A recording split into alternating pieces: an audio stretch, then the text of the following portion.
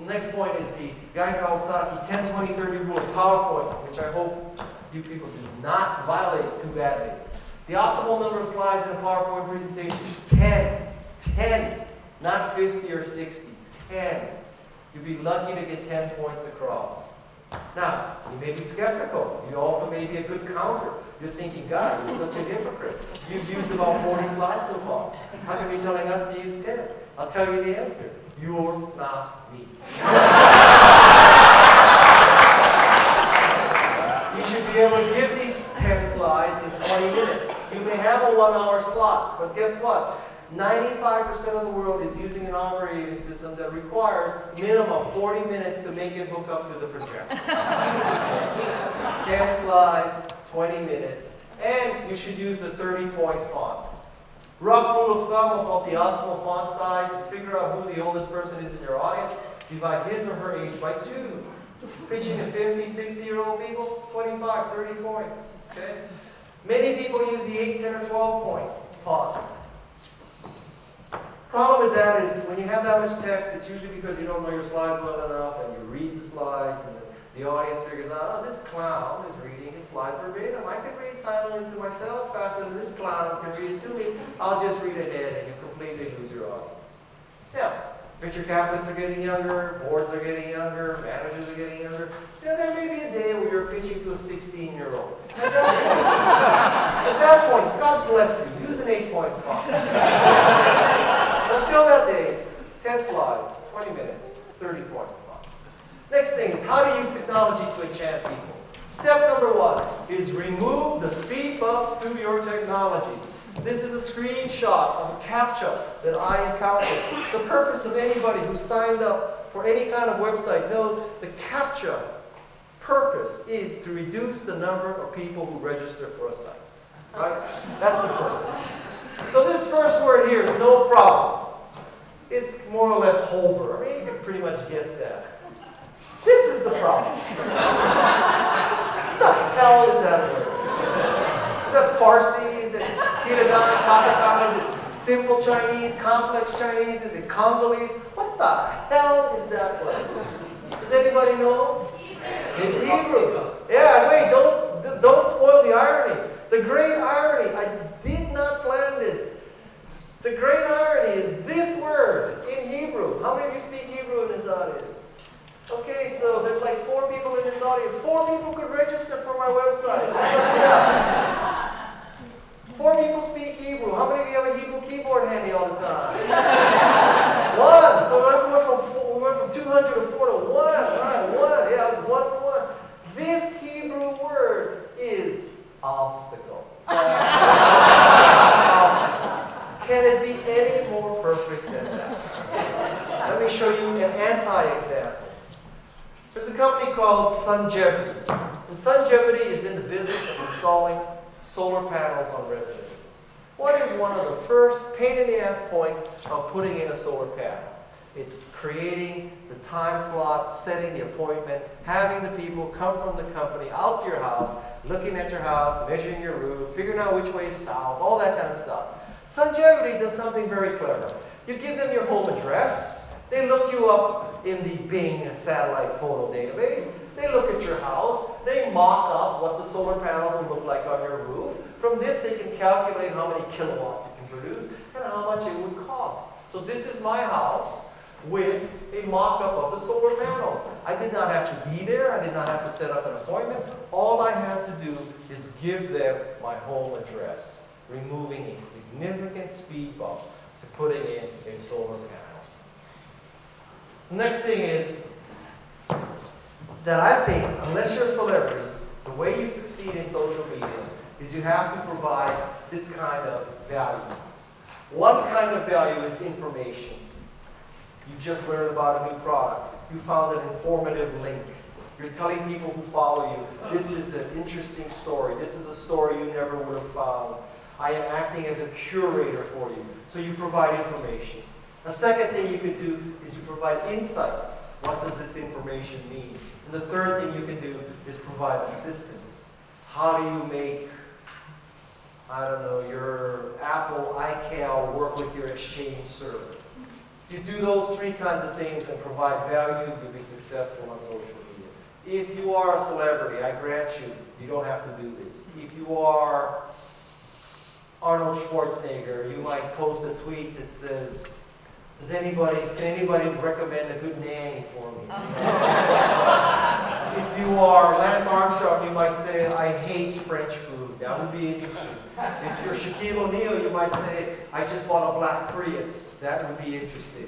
But generally speaking, we're not Lance Armstrong, Arnold Schwarzenegger, or Shaquille O'Neal.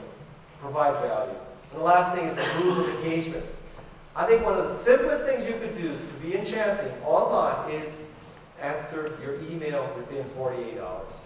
Because hardly anybody does that. Answer your email within 48 hours. Second thing you could do is when Lonely Boy 15 asks you something, answer. Because Lonely Boy 15 could be your tipping point. You never know who Lonely Boy 15 is. Lonely Boy 15 might be Walt Mossberg's son for all you know. Okay? Answer everybody. Plant a lot of flowers, plant a lot of seeds, and answer those seeds. Lonely Boy 15 could be the nobody that makes you tip. And the last thing is, you have to engage all the time. It's not something that you do when everything else is done. It should be core to your existence. Next topic is how do you enchant your boss? Painful but simple way. When your boss asks you to do something, you drop everything and you do what your boss asks. That's it. That's it. That's all you need to know. That's the simplest and most powerful way to enchant your boss. If you do this, let's say your boss asks you for a PowerPoint presentation. The next recommendation is you prototype fast. She asks you for a PowerPoint presentation in 3 days. In 3 hours, show up with an all-text version. Say, am I doing the right thing? Is this kind of what you want to have? Right? This has two very positive effects. First of all, it's proof that you dropped everything. You didn't wait to the last minute. You come right back with the text only. The second thing is it ensures that you have a higher quality result because there's more time to fix things. And the third thing you do to enchant your boss is never deliver bad news at the last moment. In a perfect world, you never deliver bad news. This is not a perfect world. And many people try to delay telling the boss bad news until the last moment because they think, Deus ex machina, some miracle will happen and the bad news will not happen. Well, the bad news is going to happen. Deliver the bad news early. Because if you deliver the bad news early, Lord help you, there may be a way you can prevent the bad news from actually happening. But you need to know this early. Deliver bad news early. Now, the opposite. How to enchant down. How to enchant someone who works for you. The work of Daniel Pink shows that the three most important factors form an acronym called MAP. You want to enchant someone who works for you? Give them an ability to master new skills. You come work for me, you will master new skills. You'll be a better employee because you're going to learn new skills. You'll be working A, autonomously, independently. I'm not breathing down your neck. And P, you're going to work towards a higher purpose. So come to work for me. You'll master new skills. You'll be working autonomously towards a higher purpose for making the world a better place. You want to enchant people who work for you, provide them with a map. You want to work for a good boss? Ask the boss, how do you feel about mastery, autonomy, and purpose? Second thing is empower action. Believe in the people that work for you. Empower them. Let them make the right decision. Do the right thing for the customer. And the third way to enchant people who work for you is to suck it up. To be like Micro of Dirty Jobs. The enchanting part of Micro is that he is willing to do the dirty job, right? He's willing to go to the paint factory, the toy factory, clean the outside of a skyscraper, go into the bowels of a dam and get the dead carcasses out of the drain, go underneath the house and dig out the dead cats and the dead rats. He'll do anything. He does the dirty job. You want to be an enchanting boss? Show your employees that you are willing to do what it takes. You will do the dirty job. And you will never ask them to do something that you yourself would not do. Don't ask them to fly coach to Bangalore if you would not fly coach to Bangalore. Okay? Do the dirty job. Okay, so I love crowdsourcing. I ran a contest to design the cover of the book. This is the product. This is the cover that I want. And I love this idea of blue morpho butterflies symbolizing transition, caterpillar to butterfly. I showed this cover design to my publisher. My publisher said, too feminine, too woo-woo, too self-help, too Marin County, too Boulder, Colorado, too Shirley MacLaine, multiple lives. I was disappointed. I really liked the concept of butterfly. But at some level I knew he was right.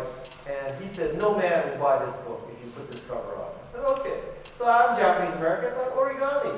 Like, as if I knew jack about origami. But I can use Google, so I type in origami butterfly. And I come upon this butterfly. This is the Alexander swallowtail, folded by someone named Michael LaFosse.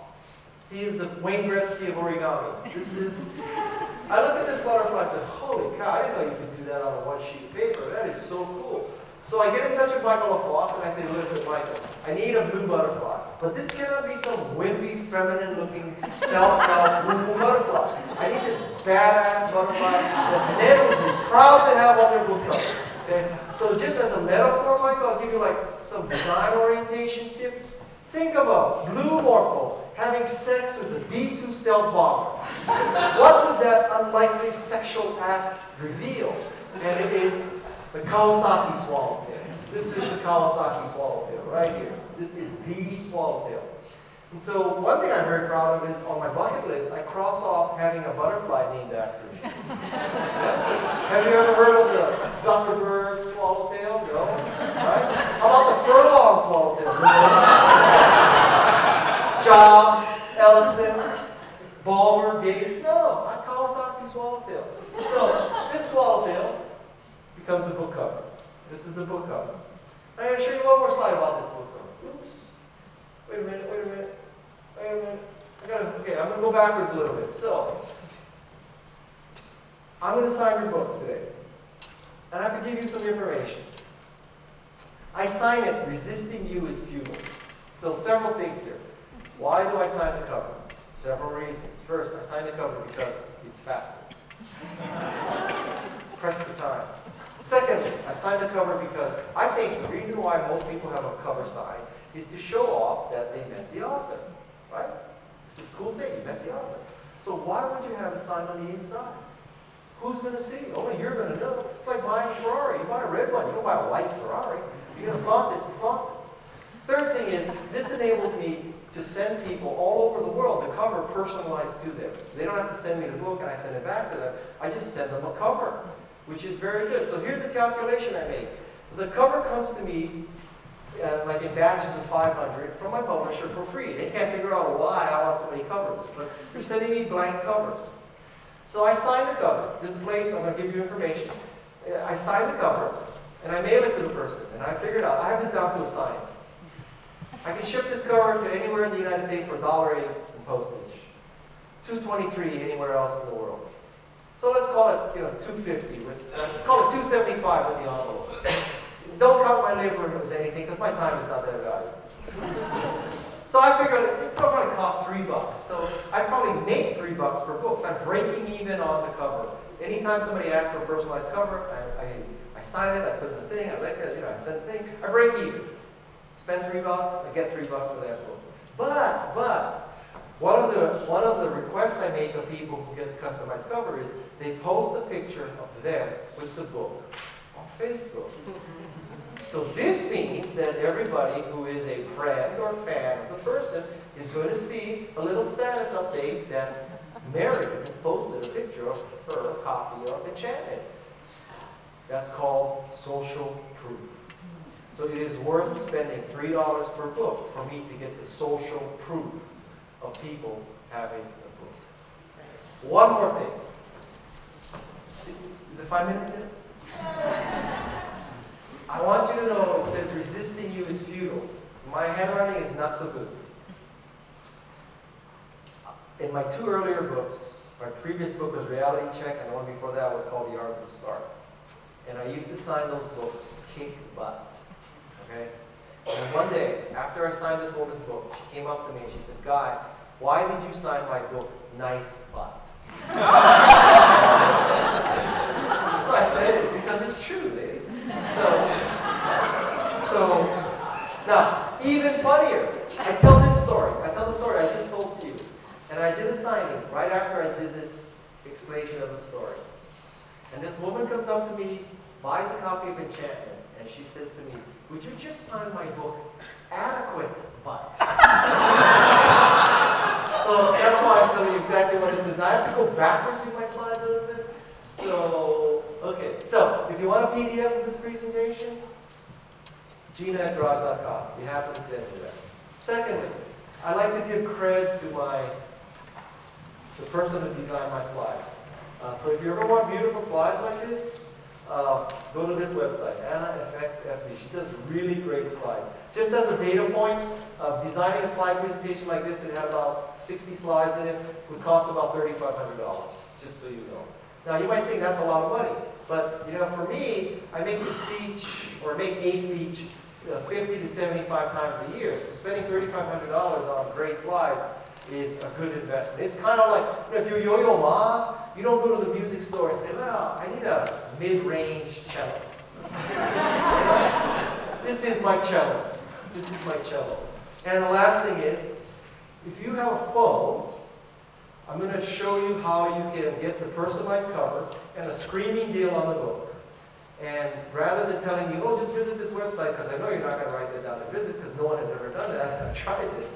If you text the word MAC to 44133, you'll get a return message with the links to the next 2 pages I'm going to show you.